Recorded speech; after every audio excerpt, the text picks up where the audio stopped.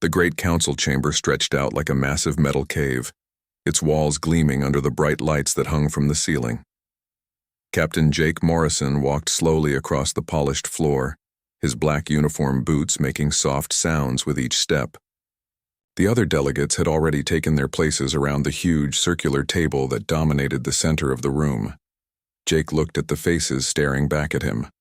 Some were familiar, others were not. The Zilani representatives sat straight, in their chairs, their blue skin almost glowing under the lights. Their leader, Consul Vextar, watched Jake with narrow yellow eyes that seemed to burn with anger. The Kethmori delegates looked like living crystals, their bodies catching and reflecting light in strange patterns. The Zephyrians moved as one group, their hive mind making them speak and think together. Dr. Lisa Kane walked beside Jake, carrying a small computer tablet in her hands. She was nervous. He could tell by the way she kept checking her notes. Commander, Pete Walsh followed behind them, his hand resting near his weapon out of habit. Jake had asked him to come, knowing that this meeting would not be friendly. The human delegation will take their seats, announced the station's computer voice. The sound echoed off the metal walls, making it seem like the room itself was speaking. Jake sat down in the chair marked for Earth's representative. The table was so big that he could barely see the delegates on the other side. This was done on purpose, he knew. The council wanted to make humans feel small and unimportant. Consul Vextar stood up, his tall body rising above the table. His voice was deep and carried across the room easily. We gathered today to address the crimes of humanity against the peaceful order of this galaxy. Jake felt his jaw tighten, but he kept his face calm. Lisa had warned him that the Zilani would try to make humans look bad from the very start. Crimes, Jake said, standing up slowly. We came here to talk, not to be accused of things we have not done. Vextar's yellow eyes seemed to get brighter. Do not play games with us, human. Your species has broken the laws that keep peace between our worlds. You have taken systems that belong to others. You have built colonies where you should not. You have refused to pay the taxes that support this council. The Kethmori delegate, a being that looked like a walking diamond, spoke in a voice that sounded like wind chimes. The humans have also ignored our warnings about mining in the sacred asteroid fields of the Kethmor system. Jake looked at Lisa, who nodded and stood up. Her voice was steady, but Jake could hear the slight shake in it. Those asteroid fields were empty when our ships arrived. We found no markers, no claims, no signs that anyone considered them important. Our mining operations followed all the rules about exploring unclaimed space. Unclaimed? Vextar's voice rose. Those fields have been sacred to the Kethmori for 1,000 years. Lisa pulled up information on her tablet. Our records show that the Kethmori never filed any official claims on those asteroids. According to council law, empty space belongs to whoever finds it first and can use it. The Zephyrian delegate spoke next, its voice coming from several mouths at once. The humans think they can hide behind laws and rules, but they ignore the spirit of cooperation that makes the council work. Jake stood up again. We have followed every law. We have paid every fee that was required. We have shared our discoveries with other species. What more do you want from us? Vextar smiled, showing teeth that were too sharp. We want you to remember your place, human. Your species is young and weak. You have been in space for less than 200 years. We have been traveling between stars for thousands of years. Age does not give you the right to steal from others, Jake said. His voice was getting harder, and he saw Pete Walsh lean forward in his chair. Steal? Vextar laughed, a sound like breaking glass. We are not stealing anything. We are restoring order. Humanity has grown too fast, taken too much, and ignored the wisdom of older species. This must stop. Lisa spoke up again. Our colonies are small and peaceful. We trade fairly with all species. Our exploration ships always check for existing claims before settling new worlds. We have done nothing wrong. The Veltar delegate, an ancient being covered in scales, spoke for the first time. Its voice was like rocks grinding together. The humans speak of following rules, but they do not understand that some things are more important than rules. They upset the balance that has kept peace for 10,000 years. Jake felt anger rising in his chest, but he forced himself to stay calm. What balance? The balance where some species get to decide what others can and cannot do? The balance where humans are expected to ask permission before we can build a home for our children? Vextar's eyes flashed. Yes, exactly that. Balance. You will learn to respect it, or you will be taught respect. The room fell silent. Jake could hear the soft hum of the station's air system and the quiet beeping of computers. He looked around the table at all the faces watching him. Some looked angry, others looked curious, but none looked friendly. What exactly are you demanding? Jake asked. Vextar pulled out a datapad and began reading. Humanity will abandon 47 star systems that you have claimed without proper permission. You will pay reparations equal to 3 years of your species' total production. You will accept council oversight of all future human expansion. You will allow other species to guide your cultural development so that you learn proper respect for your betters. Jake felt like someone had hit him in the stomach. Lisa made a small sound of shock. Even Pete Walsh, who rarely showed emotion, raised his eyebrows. And if we refuse? Jake asked. Vextar's smile got wider. Then the combined fleets of the council will visit your worlds and teach you the lessons you have failed to learn on your own. Jake looked at the other delegates. The Kethamori were nodding their crystal heads. The Zephyrians moved together like a single creature agreeing with itself. The Veltar sat still as stone, but Jake could see approval in their ancient eyes. You have 30 standard days to comply, Vextar continued. After that, we will take the actions necessary to restore proper order to this galaxy. Jake stood up slowly. His hands were shaking, but not from fear. He was angrier than he had ever been in his life. Lisa and Pete stood up beside him. We came here seeking peace, Jake said, his voice carrying across the silent room. We offered to talk, to find solutions that work for everyone. You offer only surrender and slavery. Vextar waved a hand dismissively. Call it what you wish, the terms are final. Jake picked up his papers and looked around the table one last time. We will need time to consider your generous offer. 30 days, Vextar repeated. Not 1 day more. Jake nodded once and turned to leave. Lisa and Pete followed him toward the door. As they walked away, Jake could hear the other delegates already beginning to discuss how they would divide up human space after the conquest. The door closed behind them with a soft sound that seemed to echo forever. The shuttle ride back to Earth took 3 days, but Jake Morrison felt like each hour lasted forever. He sat in the small passenger area, staring out the window at the stars rushing past. Lisa Kane worked quietly on her computer, gathering data about the Council's demands. Pete Walsh checked his weapons and communication equipment, preparing for whatever would come next. When they finally reached Earth, Jake could see the blue and green planet growing larger in the window. It looked peaceful from space, but he knew that everything was about to change. The shuttle landed at the government complex in Geneva, where the World Defense Council was already meeting. Jake walked quickly through the long hallways of the building. His boots echoed on the hard floors as he passed security guards and government workers. Everyone looked worried. News of the Council's ultimatum had reached Earth before Jake's shuttle, and the whole planet was talking about what it meant. The meeting room was full of people when Jake arrived. President Amy Carter sat at the head of the long table, her face serious and tired. She had been president for only 2 years, but she looked like she had aged 10 years in the past week. Around the table sat the most important people in human, government and military. Admiral Roy Blake stood near a large screen showing star maps. He was a big man with gray hair and scars on his hands from his years as a fighter pilot.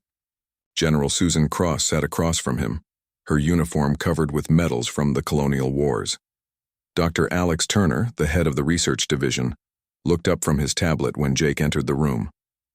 Captain Morrison, President Carter said, "Tell us exactly what happened at the council meeting." Jake took a seat and began to speak. He told them about Vextar's demands, about the threats, about the way the other species had supported the Zilani without question. As he talked, he could see the faces around the table getting angrier and more worried. 47 star systems, Admiral Blake said when Jake finished. That's almost half of human space. Millions of people would have to leave their homes. And the reparations, Dr. Turner added. 3 years of total production. That would destroy our economy. We would have to shut down schools, hospitals, everything. General Cross leaned forward. What about the cultural oversight? They want to control how we raise our children, how we think, how we live. President Carter was quiet for a long moment. Then she spoke in a voice that was calm but hard. They don't want negotiation. They want complete surrender. Jake nodded. That's exactly right. Vextar made it clear that humans are supposed to be grateful for whatever scraps they give us. Admiral Blake walked to the star map and pointed at different systems. We've been preparing for something like this for years, ever since we realized that the other species saw us as a threat. What do you mean? President Carter asked. Dr. Turner stood up and activated a holographic display. Images of ships, weapons, and technology filled the air above the table. We've been building in secret, hidden shipyards and asteroid belts, new types of engines that are faster than anything the Council has, computer systems that can think and fight on their own. Jake stared at the images. He had known that human technology was advancing quickly, but he had not realized how far they had come. The ships in the display looked nothing like the vessels he had seen at the Council meeting. They were sleek and dangerous, built for speed and stealth. How many ships do we have? General Cross asked. Admiral Blake smiled for the first time since Jake had entered the room. More than they think. Much more. We've been building them in places where Council spies cannot see.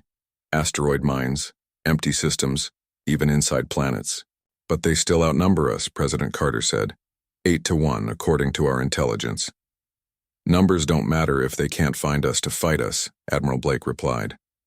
We've learned from every war in human history. The side that chooses when and where to fight usually wins. Dr. Turner brought up more images. We've also been studying them. Every species, every ship type, every weapon they use.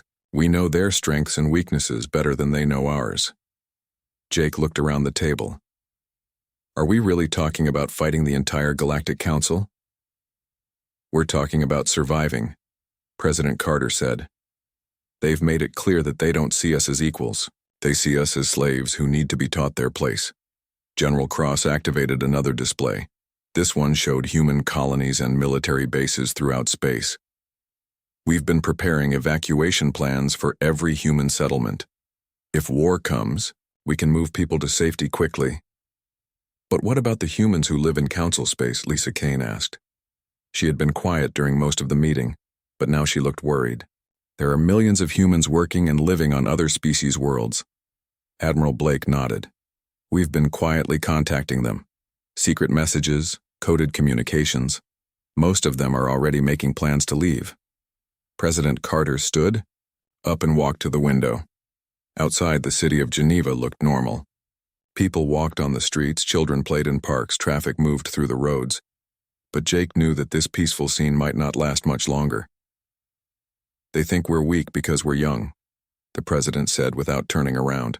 They think we'll give up because we've never fought a war this big before. What do they not know about us? Dr. Turner asked. President Carter turned back to the group. They don't know that humans have been fighting each other for thousands of years. They don't know that we've survived ice ages, plagues, wars, and disasters that would have destroyed other species. They don't know that we're at our strongest when someone tries to make us kneel. Admiral Blake brought up a new display. This one showed communication networks, supply lines, and trade routes. They also don't know how much the galaxy depends on us. Human ships carry goods between species. Human farms feed half the Council worlds. Human factories make the tools and machines that keep their civilizations running. What are you suggesting? Jake asked. I'm suggesting that we show them what happens when humans stop being helpful, the Admiral replied. President Carter returned to her seat. I want options. Military options, economic options, diplomatic options. I want to know every way we can respond to their ultimatum. Over the next several hours, the group planned and argued and planned some more. They looked at star maps, studied battle reports, and calculated the costs of war. As the meeting continued, Jake began to understand that humanity had been preparing for this moment for much longer than he had realized. Finally, President Carter called for a vote. All in favor of rejecting the Council's demands and implementing Operation Empty Chair? Every hand in the room went up. Then it's decided, the President said. We won't be anyone's slaves. If they want to see what humans are really capable of, they'll get their chance. As the meeting ended, Jake felt a mixture of fear and excitement. The next few weeks would determine whether humanity would survive as a free species or disappear into history. But looking around the room at the determined faces of Earth's leaders, he began to think that the Council had made a very big mistake. They had threatened the wrong species. 30 days had passed since the first Council meeting, and Consul Vextar walked into the great chamber with a smile on his face. Behind him came delegates from all the major species, each one confident that today would mark the end of human independence. Through the huge windows, Vextar could see the massive Council fleet floating in space around Nexus Prime. 3,000 ships from 12 different species, all waiting for his command. The Kethmori delegates' crystal bodies sparkled with satisfaction. The humans will surrender today. They have no choice. The Zephyrian representatives moved together as they always did, speaking with one voice. Our calculations show that resistance is impossible. They will accept our terms. Vextar took his seat at the great table and looked toward the human section. Empty chairs waited there, along with documents prepared for humanity's surrender. Everything was ready for the ceremony that would make humans subjects of the Council forever. Where are they? Asked the Veltar delegate, his ancient voice like grinding stone. Vextar checked his timepiece. The humans were late, which was unusual. Captain Morrison had always been exactly on time for every meeting. They will come. They know what happens if they don't. Minutes passed, then an hour. The delegates began to whisper among themselves. Some looked worried, others looked angry. Vextar felt his confidence beginning to crack like thin ice. Finally, the chamber doors opened. Captain Jake Morrison walked in alone, carrying only a small data pad. He wore his black uniform, but something was different about him. He walked like a man who had nothing to fear, nothing to lose. You're late, human, Vextar said, his voice sharp with annoyance. Jake stopped in the middle of the room. He didn't go to the human section of the table. Instead, he stood where everyone could see him clearly. I'm exactly on time for what I came here to do. Where are your surrender documents? The Kethmori delegate asked.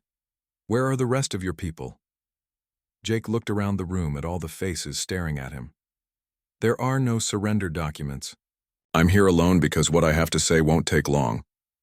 Vexitar felt his heart begin to beat faster. This was not going according to plan. Explain yourself. Jake held up his datapad. Humanity rejects the Council's demands, all of them. We will not abandon our colonies. We will not pay your reparations. We will not accept your oversight. The chamber exploded with angry voices. Delegates shouted at each other in a dozen different languages. Vextar stood up so quickly that his chair fell over backward. You cannot reject our demands, he yelled. You have seen our fleet. You know what will happen to your people. Jake's voice cut through the noise like a blade. We withdraw from all galactic accords, treaties, and agreements. Effective immediately, human space is closed to all Council vessels and representatives. The room fell silent. Vexitar stared at Jake as if he had grown a second head. This is madness. You're declaring war on the entire galaxy. No, Jake said calmly. We're declaring independence.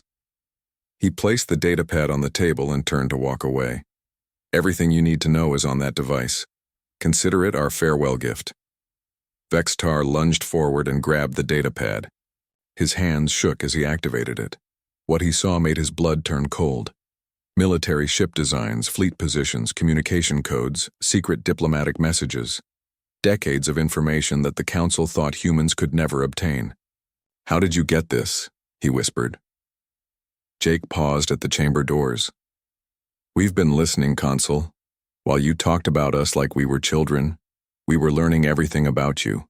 Your weaknesses, your fears, your secrets. Did you really think we were too stupid to notice? The Kethmori delegate's crystal body was flashing with alarm. Our secure communications, our hidden bases, our private agreements, it's all here. Jake nodded. Every crime, every cover-up, every lie you've told to keep power. The galaxy will find it very interesting reading. Vextar's mind raced. If this information became public, it would destroy the Council's authority. You're bluffing, you wouldn't dare release this. We already have, Jake said. Every news network, every government, every rebel group in the galaxy received copies 1 hour ago. By tomorrow, every intelligent being will know exactly what kind of creatures lead the Galactic Council. The Zephyrian hive mind spoke in panicked unison. Our food supplies from human worlds have stopped. Our traders are stranded. Our communication networks are failing. Jake smiled for the first time since entering the chamber. That's just the beginning. Human ships, human workers, human technology, human services. They're all going home. Every single one.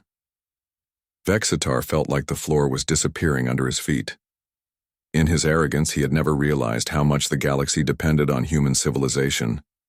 Human cargo ships carried goods between species. Human engineers maintained the technology that kept cities running. Human doctors worked in hospitals throughout council space. Human teachers educated the children of other species. You can't just leave, the Veltar delegate said. The galaxy needs humans. The galaxy should have thought of that before threatening to destroy us, Jake replied. Reports began flooding into the chamber through emergency channels. Human colonies were evacuating, but not in panic. They moved with military precision, taking everything valuable and leaving nothing useful behind. Human trading posts were shutting down across the galaxy. Human diplomats were packing their bags and heading home. But the most shocking news came from the border worlds. Zilani patrol ships were reporting strange sensor readings. Human vessels were moving through space, but they couldn't be tracked or intercepted. They appeared from nowhere, delivered evacuation orders to human settlements, and vanished before Zilani reinforcements could arrive. What kind of ships are those? Vexitar demanded. Jake was almost at the door now. The kind you've never seen, because we didn't want you to see them. The kind that make your fleet look like toys floating in a bathtub. The chamber doors began to close behind Jake. Vextar ran toward them, but they sealed before he could reach them. Through the thick metal, he could hear Jake's final words. You wanted to see humanity's true nature, Consul. Congratulations. You're about to get exactly what you asked for. Vextar pounded on the sealed doors, but there was no response. Around him, the other delegates were reading the information on the datapad, their faces growing more frightened with each page. The Kethmori were flashing in patterns that meant extreme distress. The Zephyrians were breaking their hive-mind unity as panic spread through their consciousness. Emergency alarms began to sound throughout Nexus Prime. Reports came in from across the galaxy. Human settlements were disappearing one by one, their populations vanishing into space aboard ships that seemed to bend the laws of physics. The vast network of human commerce and cooperation that had connected the galaxy was simply gone, as if it had never existed. Vextar stared out the chamber windows at his great fleet. 3,000 ships that had seemed so powerful just hours ago. Now they looked small and helpless against the darkness of space, waiting for an enemy they couldn't see or understand. For the first time in his life, Consul Vextar began to understand the meaning of fear. The invasion of the Kepler system began at dawn, ship time. Admiral Kethvan of the Zilani fleet watched from his command bridge as 300 Council warships moved toward the human colony world. The planet looked peaceful in the distance, its blue oceans and green continents reminding him of many worlds he had conquered before. All ships report ready, his communications officer announced. Human patrol vessels detected in the outer system. Kethvan smiled. Intelligence reports showed only 12 human ships guarding Kepler. Against 300 Council vessels, the battle would be over in minutes. The humans would surrender quickly, once they saw the overwhelming force arrayed against them. Send the surrender demand, he ordered. Give them one chance to avoid destruction. The response came back within minutes. A human voice, calm and steady, spoke over the communication channel. This is Captain Beth Rogers of the Earth Defense Force. You are in violation of human space. Leave immediately or face the consequences. Kethvon laughed out loud. Consequences? You have 12 ships against 300. What consequences could you possibly threaten us with? You'll find out, Captain Rogers replied. Then the channel went dead. The Admiral shook his head in amazement. Even facing certain defeat, the humans were still defiant. All ships begin the attack. Target their patrol vessels first. The Council fleet moved forward in perfect formation, their weapons charging for the opening strike. Kethvon had fought many battles in his long career, and this looked like it would be the easiest victory of his life.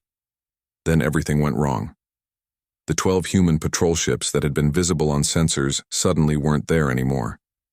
They had vanished completely, as if they had never existed. Kethvon stared at his screens in confusion. Where did they go? He demanded. Unknown, sir, his sensor officer replied. They just disappeared. Before Kethvon could respond, explosions began erupting throughout his fleet. Council ships that had been flying in perfect formation suddenly found themselves under attack from weapons that seemed to come from empty space.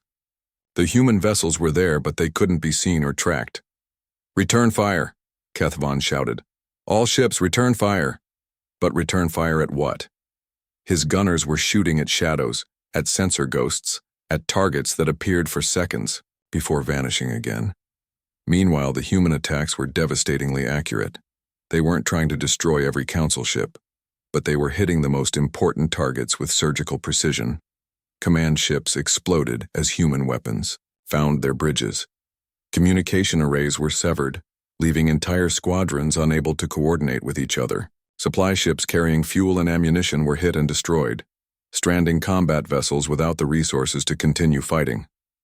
Kethvon watched in horror as his perfect battle formation collapsed into chaos. Ships were firing at each other, by mistake, their sensors showing false targets everywhere. Some captains reported that their own computers were fighting against them, showing wrong information and refusing to obey orders. How are they doing this? He asked his technical officer. Their computer systems are more advanced than ours, came the reply. They're hacking our ships in real time, disrupting our communications and sensors. A new alarm sounded on the bridge. Admiral, we're detecting massive energy signatures throughout the system. Something big is coming. The main screen showed space itself seeming to twist and bend. Then, like ghosts becoming solid, human warships began to appear everywhere. Not the small patrol vessels they had expected, but massive battle cruisers that dwarfed even the largest council ships. These vessels looked nothing like the human ships the council had seen before. They were sleek and deadly, their hulls covered in weapons and defensive systems that seemed to bend light around them. They moved with impossible speed and grace, dancing between council formations like predators among prey. Captain Rogers' voice came over the communication channel again. Last warning.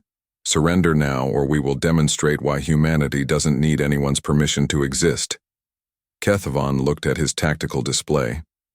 In less than 2 hours, his fleet of 300 ships had been reduced to fewer than 200. The survivors were scattered, confused, and running low on supplies. Many were reporting system failures that their engineers couldn't explain or repair. This is impossible, he whispered. We outnumber them 3-1. Numbers don't matter. When you can't hit your target, his weapons officer said. Our guns can't lock onto them, they're too fast, too advanced, too coordinated. The human fleet began to move in perfect formation, surrounding the remaining council ships. Their weapons powered up with a sound that seemed to make space itself vibrate. Kethvon realized that his choices were surrender or complete destruction. Pride warred with survival instinct in his mind. Then he looked at his crew, young Zelani who had families waiting for them at home, and made his decision. All ships, cease fire and surrender, he announced. Repeat, cease fire and surrender. The human response was immediate. Acknowledged. All council vessels will power down weapons and engines, prepare to be escorted out of human space. As the defeated fleet was herded toward the edge of the system, Kethvon received reports from across the galaxy that made his defeat seem small in comparison. The human counteroffensive had begun everywhere at once. Zelani border worlds were going dark. their populations evacuated by human ships that appeared without warning. But the humans weren't destroying planets or killing civilians. Instead, they broadcast simple messages to each world they visited. You have 1 hour to decide.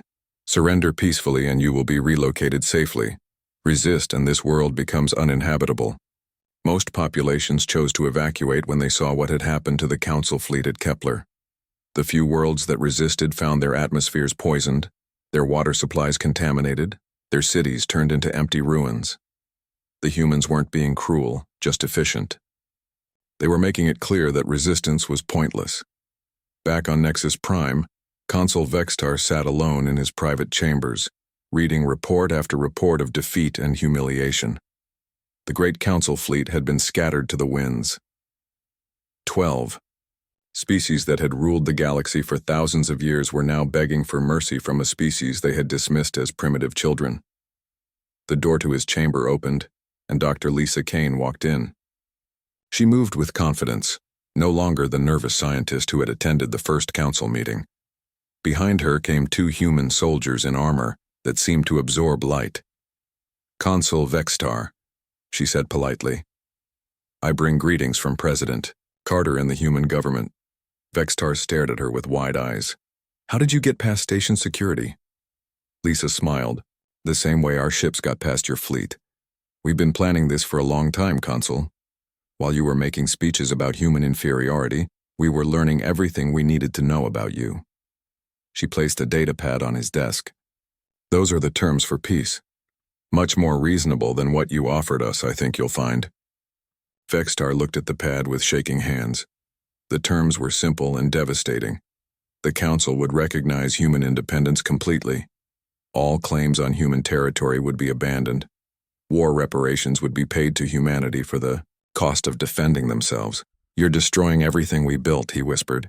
No, Lisa replied. We're replacing it with something better. A galaxy where species are equals, not subjects. Where might doesn't make right, and where bullies learn that there's always someone stronger. She turned to leave, then paused. Oh, and Consul, the next time you want to see humanity's true nature, just remember this moment. Remember how it felt when the gentle diplomat stopped pretending to need your approval. As the door closed behind her, Vextar understood that the galaxy had changed forever. The age of Council dominance was over, ended not by rebellion or revolution, but by a species that had simply walked away from the table and built something better on their own. In the darkness of his chamber, surrounded by reports of defeat, Consul Vextar finally learned the true meaning of terror.